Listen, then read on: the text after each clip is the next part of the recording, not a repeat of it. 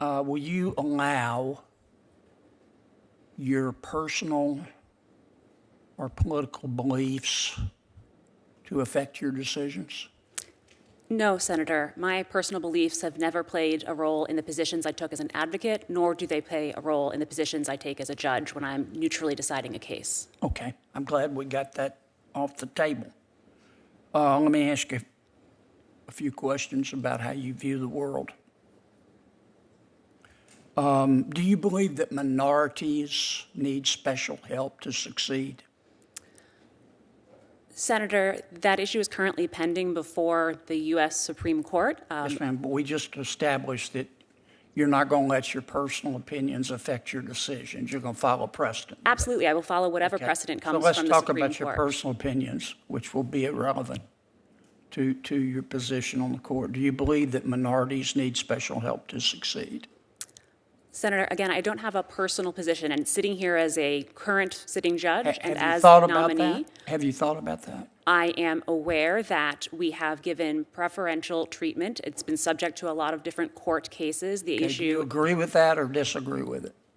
It's not a question, Senator, of whether I agree or disagree. I Sure apply it the is. law as it comes before me. You're being confirmed to the federal bench, and presumably you're a critically thinking person. I'm just asking you what you believe. Let me ask you one more time.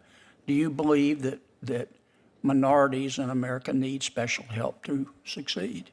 It's a very simple question. Senator, to the extent policymakers have enacted laws that provide protections, Do you agree with those policymakers?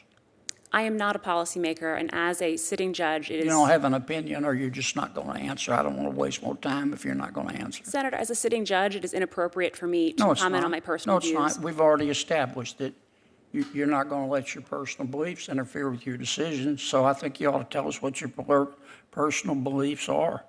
Do you believe do you believe in systemic racism? Senator, again, that's a question for sociologists and academics. I take You don't have an opinion. You never thought about it. I take each case as it comes before me on the individual facts. What is systemic racism?